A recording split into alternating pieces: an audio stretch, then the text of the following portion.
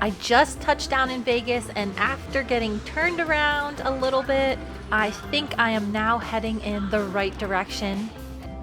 I am heading to the inaugural Mustang Challenge put on by Mustang Champions in conjunction with the BLM. The only good thing about my flight getting canceled last night is that I can ride on the free shuttle over to the hotel. I am horrible with directions, so after walking in circles for a while, I finally spot the shuttle and head on over. It has been around 100 degrees in Montana, and today in Las Vegas it's supposed to be around 115, so I was pretty excited to get into an air-conditioned vehicle. It was way before check-in time, but I did pay a little bit extra to get in my room early so I could drop my things off and start poking my nose around. For a hotel in Vegas, this does not have a very good view, but that is not why I'm here. After dropping off my stuff, I head down to the Coliseum, which is where the event is going to be taking place. For any of you guys that are not familiar with what the Bureau of Land Management does, I will just break it down very quickly for you. The Wild Horse and Burro program aims to reduce the number of wild horses. Most of the 177 herd management areas are overpopulated. Overpopulated herds threaten the land and herd health. As you can see, these herd management areas are spread all over the western United States. All of these horses do have to go somewhere, and one of the main programs that the Wild Horse and Burro program offers is the adoption of these wild horses. In 2023, over 8,000 were placed in private homes.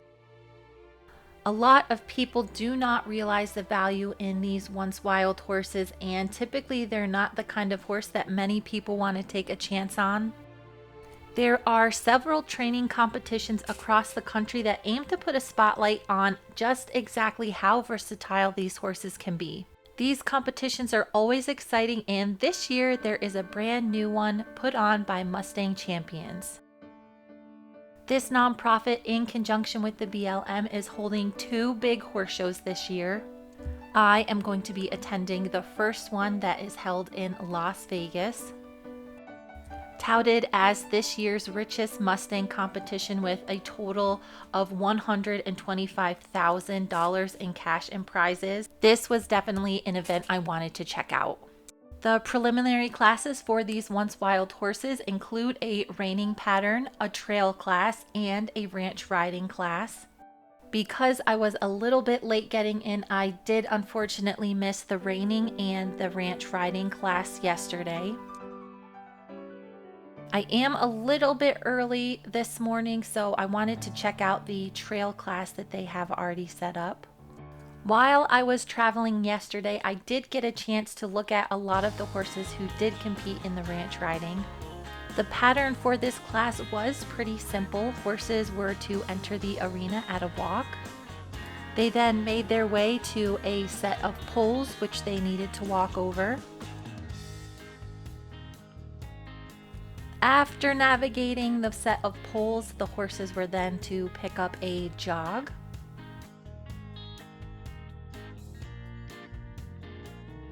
When they hit the end of the arena, they were to move up into a working trot. After making their way around the end of the arena and past the center line, they were to move back down into a jog. Once they were back down into the jog, they were to pick up a lope on the right lead. Once they made it around the end of the arena, they were to go to an extended lope. This class is meant to show how horses would work on a ranch, so the ability to change speed is pretty important. After making it around the end of the arena, the riders were to instruct their horses across the center line where they were to change leads. Now loping on the left lead, they were to make their way to the end of the arena where they would break down to a jog and do a few square turns. I'm not sure if this was supposed to be a walk or an extended walk, but they were meant to walk down to the end of the arena. Once there, they would stop and do one turn to the right and then one turn to the left, after which they would back up and complete the pattern. Riders were judged on how good each maneuver was, and then there were ways to get penalty points.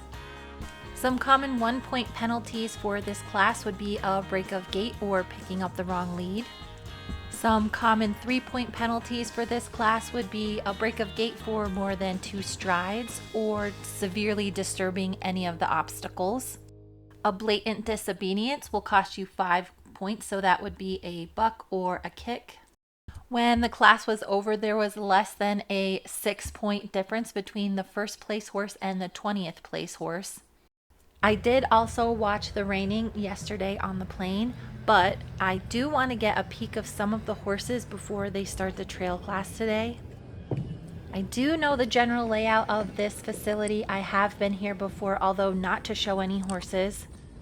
I was a little bit bummed to find out there are only 60 horses showing today. I was hoping there would be more, but that is a pretty good number for a first-time Mustang event. I have shown in a few of these events in the past, and I think the biggest they've ever had was the Mustang Million, which I did show 2 horses in. I had to poke my head outside briefly to figure out where I was, but I finally found the warm-up arena.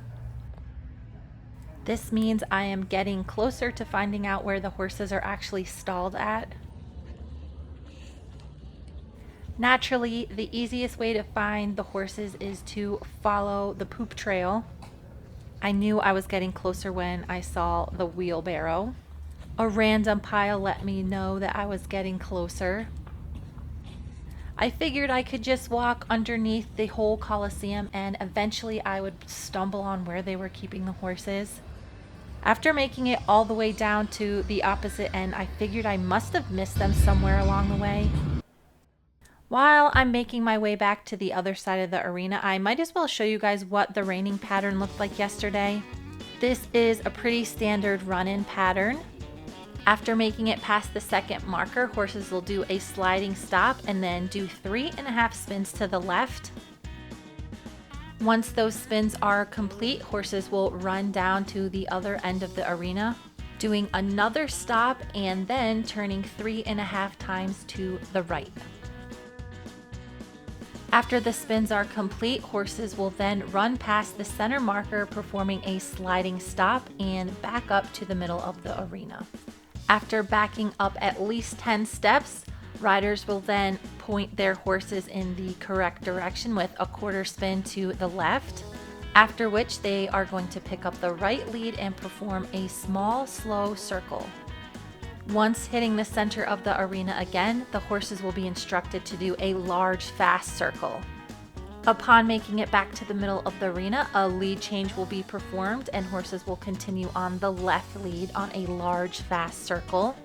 When they get to the middle of the arena again, they are going to slow down and perform a much smaller circle. As they continue, they are preparing to perform another lead change once they hit the center of the arena. After this tricky change, riders will go ahead and be on the right lead again. They will make their way around the end of the arena and then perform one more sliding stop. All teams will start out with a score of 70. Each maneuver will have points added or subtracted depending on how well each maneuver is executed. There are also penalties that a horse can incur. After the first 2 preliminary classes, it looks like there's about 50 points in between the number 1 horse and around the 20th horse. I have picked out a few of my favorite horses that I'm going to keep an eye on for the rest of the competition, so hopefully I'll be able to spot a few back here. This place is humongous. There are so many stalls lined up for all of the horses. I'm guessing they just have them in one centralized location because there are a ton of stalls back here. There are actually 2 separate barns to this area, and altogether there are 1,200 stalls in this facility. In addition to the main arena, which has almost 5,000 seats available, there are 3 other arenas. I was really surprised too to see how cool it was back in the barn. Everything was super clean and it looked like they had a pretty good system to get all of the manure out of here. I figured since I'm down here, I'll just wander around for a little bit and check it out.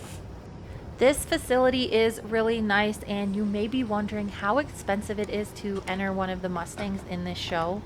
For the entry fee, competitors get to show in all 3 preliminary classes. They get a stall, 4 bags of shavings, a shared tack stall, and it only costs $150.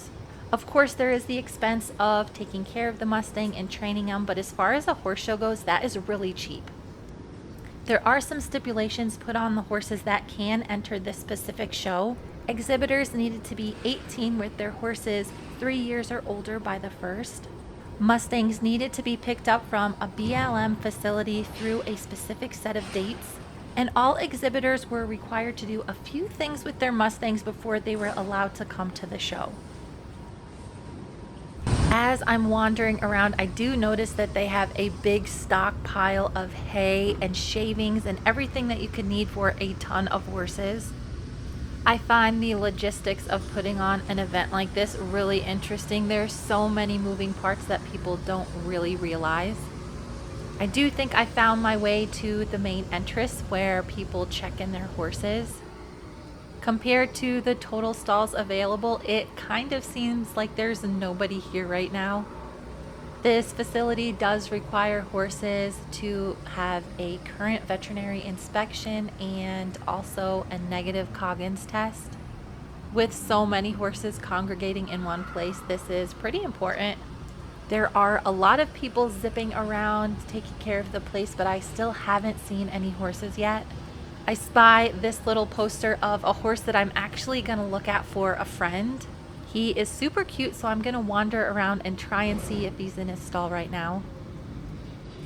I did see another horse yesterday when I was watching the live stream that I really liked, and this is him.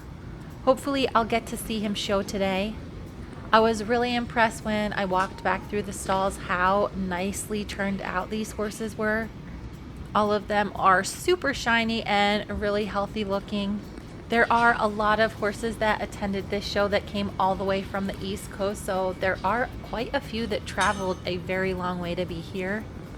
It did look like a lot of these horses were a little bit on the tired side and trying to get some rest, so I'm not going to poke around here too long. At a lot of the makeovers, there will be an opportunity for people to purchase the horses after the shows, but at this show, they are not doing that. There were still some banners on a few of the stalls. I had never heard of this club before, but it's for showing Mustangs, so I'm going to have to look it up when I get home. This was probably the friendliest horse that I met today. He was so wanting me to snuggle him. Biosecurity is pretty important to me, so when I'm off at a show or an auction, I do not touch a horse that I don't own. It is extremely easy for unsuspecting humans to pass pathogens from horse to horse while they pet them on the noses. So even though this guy was super cute, I resisted the urge to snuggle on him. I was pretty surprised all the horses were being really chill and relaxed. I know a lot of them have been to other shows before this one. A lot of them were taking the opportunity to have a pretty serious nap. There was also a really good variety in the colors of all of the horses that I saw. Another thing that I'm sure would be super handy if I was here actually showing is this little tractor supply store tucked inside the stall area.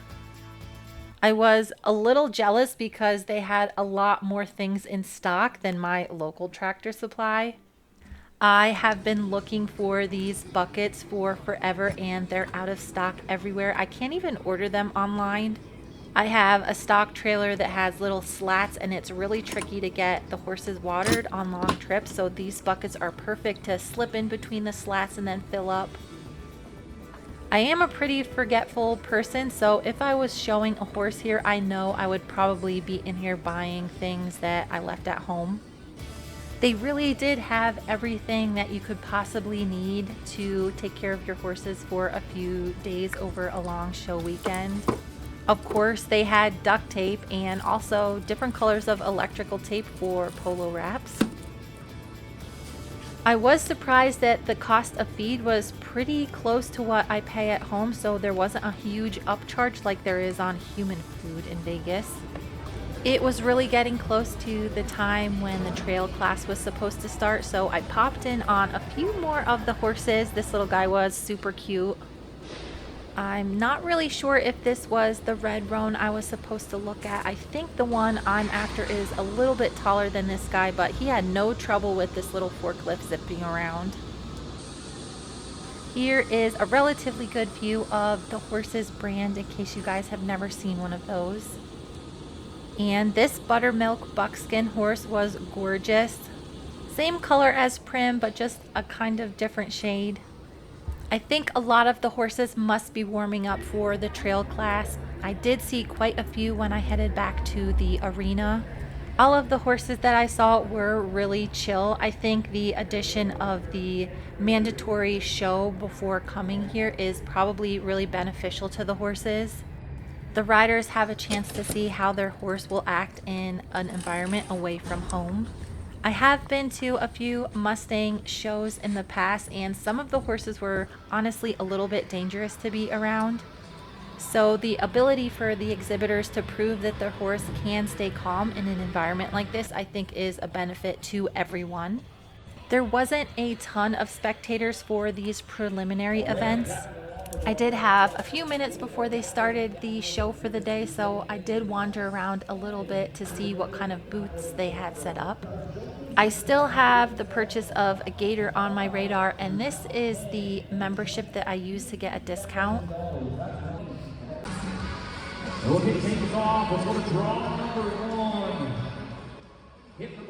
I picked out a seat just in time to see the first horse go on the trail class. This pattern does seem very basic, but there are a few parts of it that are going to be a little bit tricky, I would imagine. The serpentine cones and the 2 trot poles are going to be pretty easy for most of these horses. They are picking up an extended left lead lope and making their way around the end of the arena. Horses will be brought back down to a slow lope to go over a few poles. Horses will then transition from a lope to a walk into the chute. Next, they will go about the task of carefully backing up through this obstacle, being very careful not to touch any of the poles so they don't incur any penalties.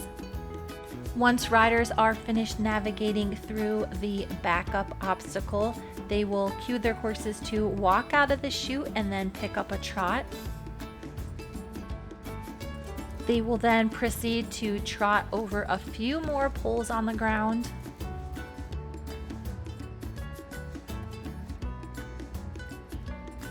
After completing that obstacle, they will pick up a right lead lope around the end of the arena. There is a single pole that they need to make their way over right next to the in-gate, which is going to be tricky for some horses. Continuing at a lope, they will go through a box and then break it down to a trot. Riders will loop around to go over the bridge, which they must perform at a walk. After making it over the bridge, it is pretty much smooth sailing to the end. They just have to walk through the box and then they are done with the pattern.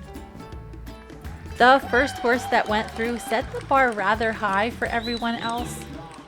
I am a little bit bummed there isn't more razzle-dazzle in the trail class, but it should be easy to separate the horses that are very broke from the ones that are not as broke.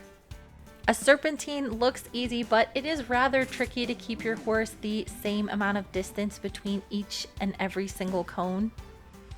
Typically, before competitors tackle a course like this, they do get to ask a few questions so they have a really good idea about how this is actually supposed to be performed. I saw a few riders moving laterally through the cones, which is a little bit more difficult, but not typically how it's meant to be performed. Unless riders hit a cone, there's really not too many ways to get a penalty for that maneuver. Tapping a log or splitting a rail, which is when the two front feet or the two back feet land on opposite sides of the pole, is a really good way to get a penalty in this obstacle. Most horses completed the first two obstacles pretty handily. They weren't terribly difficult. Typically, a makeover like this, you would only have about 100 days to get these horses trained.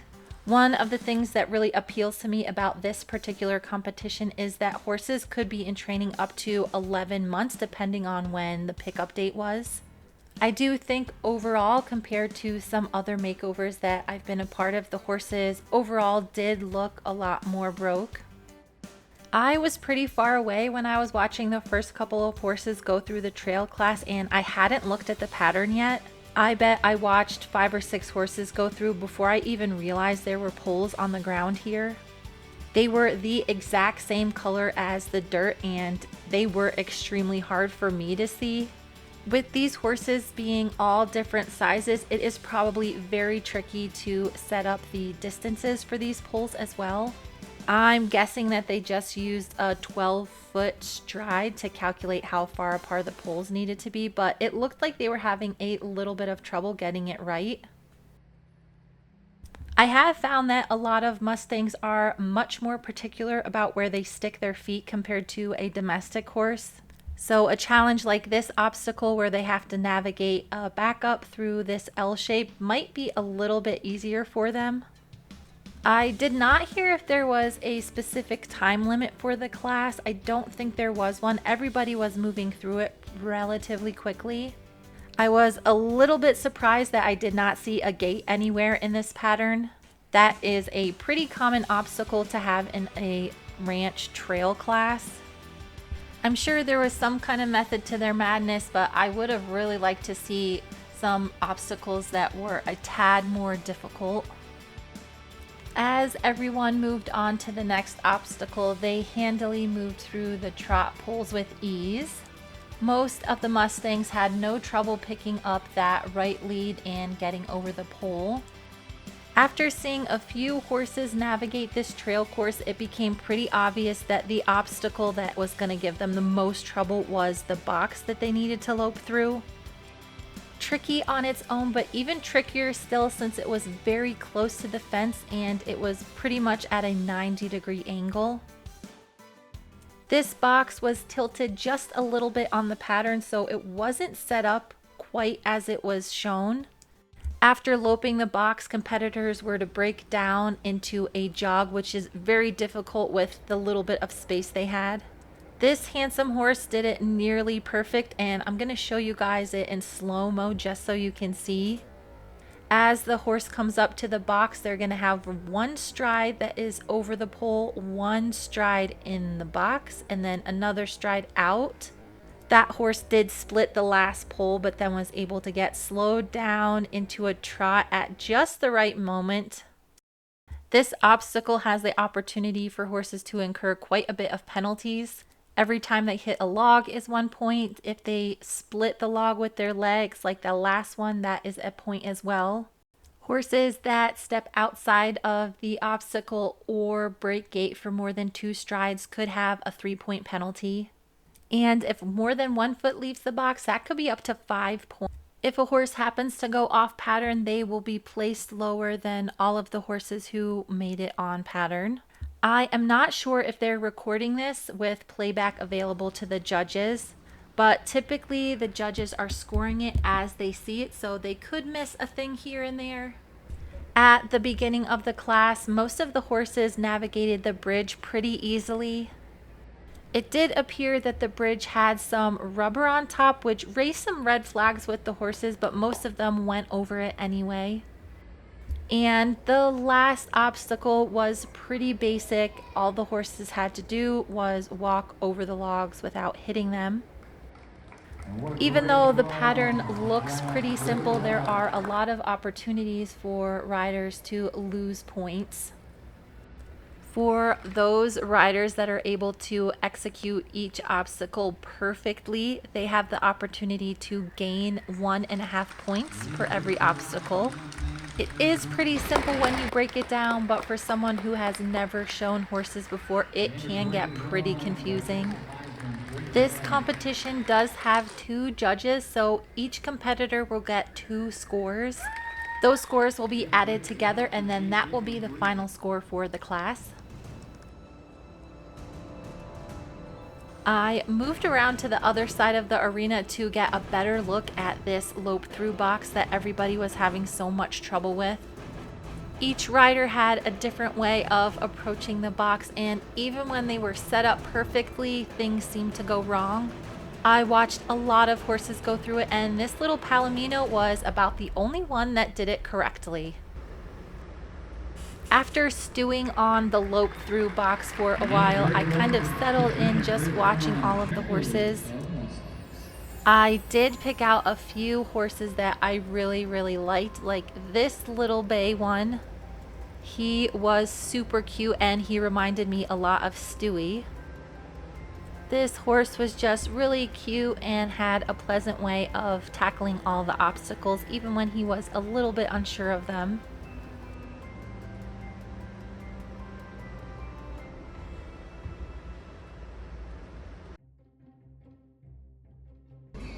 Another horse that I fell in love with was this bay horse. In addition to this show in Vegas, this same nonprofit is holding one on the East Coast. I did check and I think this horse is going to be there, and I cannot wait to see him going around the dressage ring and hopefully jumping. He is definitely going on my list of ones to watch at that event in Kentucky. It was really interesting to see how different all of these horses are. I love a plain brown horse, but this one had a really fancy way of moving. Depending on which herd management area the horses come from, they can be very different. I'm kicking myself now for not writing down where this one was from, but he looked super fun to ride. One of the things that I'm always blown away to see at these shows is the level of horsemanship. Of course, it is a feat to take one of these wild horses and have them ready to be ridden on such a big stage in a relatively short amount of time. But for me, it is even more impressive when things don't go quite exactly right and the riders are able to keep a cool head and continue on with the pattern. Unfortunately, I have seen some crazy things in the regular horse world. Poor horsemanship back at the stalls or in the warm-up pen seems to be a pretty common occurrence. As a whole, I think the trainers that take on these Mustangs do hold themselves to a higher standard when it comes to horsemanship and the care they give their horses. I really liked this pair. The horse was super cute and you could tell he was trying really hard to be good, but just was a little bit scared. As the pattern went on, dirt kind of collected on the bridge and it made it look probably a little bit scary to a few horses. This arena is also no joke. There's a lot of stuff going on, even though there aren't very many people watching today. I'm sure there are probably a ton of horses showing today that have never been in a big indoor arena like this.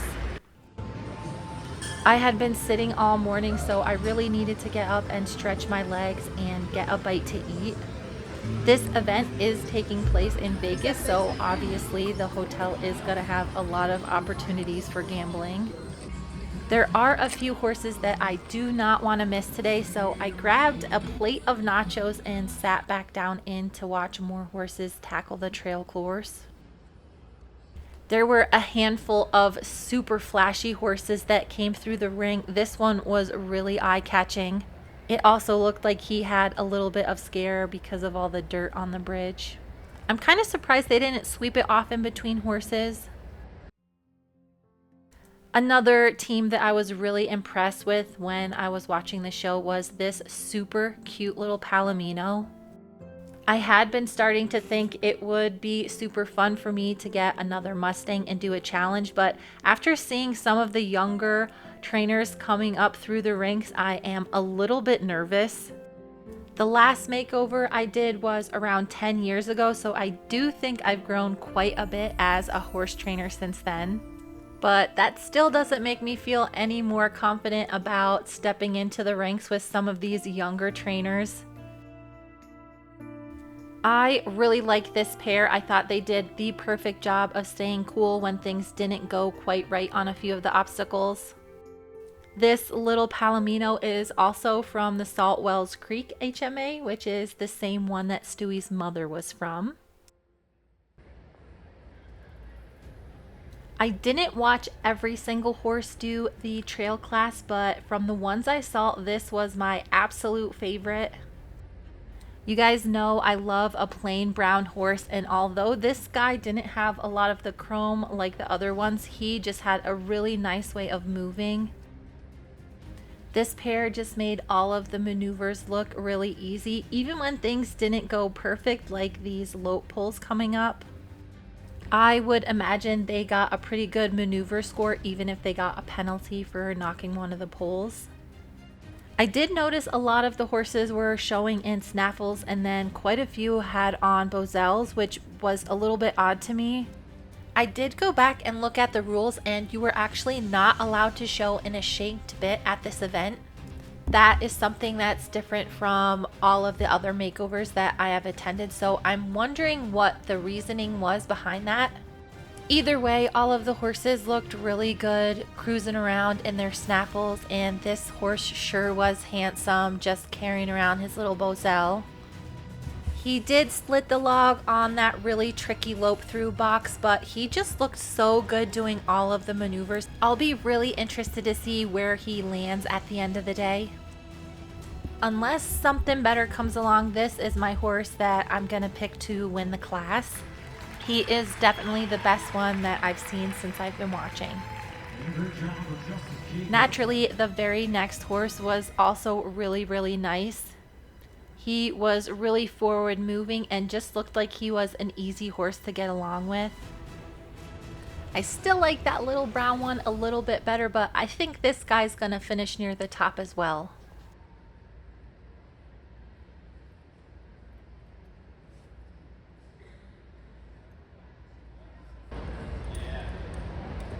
Another one of the things that I really enjoy about these Mustang shows is you can find people showing that have maybe never trained a horse before, or this is the first horse they're training.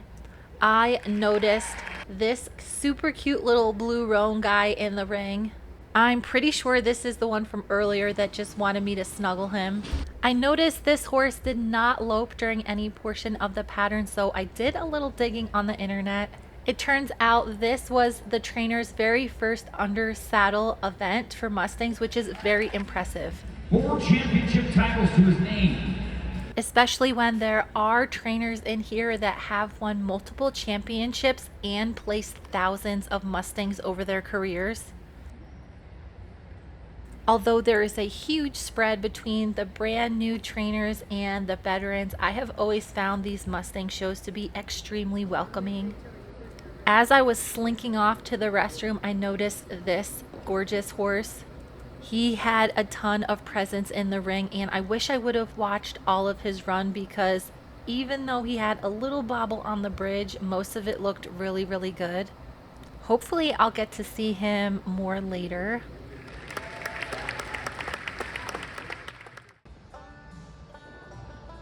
It seemed like the quality of Mustangs just kept increasing the longer the day went on. There were only a few horses left, and I spied this guy, which is the one Mustang that I came to look at for a friend. This guy just seemed to tackle all of the maneuvers with relative ease. He is only a 3-year-old, so I don't think he's grown into his legs quite yet. He did look a little bit on the gangly side. I feel like this is the kind of horse that in a year or two is gonna be gorgeous. I am not super familiar with the HMA that this horse is from. He was gathered from the Black Rock Mountain area in Idaho.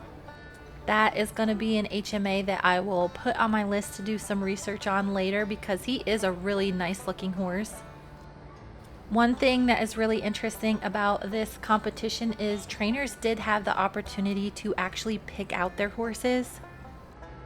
For trainers that can't get out to the Western US to pick out a horse, all of the horses on the internet adoption were eligible for this event as well. That is a pretty big deal because you can bid on a horse and then they are actually shipped across the country for free for you. I know in the last couple of years there have been a lot more opportunities for all of you guys on the East Coast who might want to participate in one of these events. It seemed like I was getting a pretty long list of favorites by the time the event was over. With just a few more runs left, I thought I'd get you guys a bird's eye view of the arena.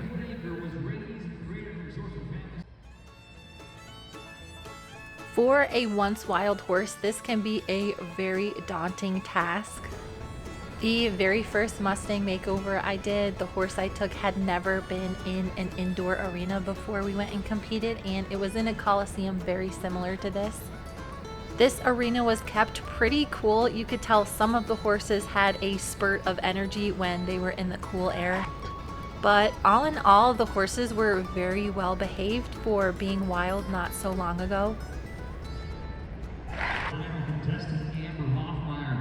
Well, ladies and gentlemen, to round out your trail class here this morning, we appreciate you guys for being with us and cheering on all of our contestants. Once again, guys, we appreciate you guys for being here this morning. With the trail class over for the day, I decided to check out some of the vendors that they had. This is an example of a bale. A lot of the horses were being shown in these. Most of the time they're made from braided rawhide or leather. I'm pretty sure this one was leather. It was kind of hard to tell. They can get extremely expensive depending on who actually braided them. I did have to resist the urge to buy a bunch of stuff. I only came with a carry-on and I didn't have any way to pack anything. This hat was kind of funny looking. It had like little poofs all over it. At first I thought it was dirty, but I'm pretty sure it's supposed to be like that. I found a straw hat that I really wanted to get. I just couldn't justify buying it because I would have to wear it home. But these are what the hats look like before you get them shaped. They did happen to post the scores and the placings for the trail class as I was heading out. It did look like a few of my favorites from the day made it pretty close to the top. This super cute 7-year-old mare was third in the class. This super cute 5-year-old gelding ended up in 5th. I was a little bit surprised this 3-year-old gelding was not a bit higher, but he ended up tied for 14th. With the horse show over for today, I ended up wandering around for a little bit. I always forget that a lot of places in Vegas allow smoking, and after just a few minutes of wandering around, I got a massive migraine. I really wanted to see them announce the top 10, so I laid down for a tiny little nap. As it turns out, I must have really needed a break because I slept right through my alarm. I do have another full day of horse showing tomorrow, so you guys are just gonna have to wait until then to see who made it into the top 10. Thank you so much for watching and stay tuned for the next video.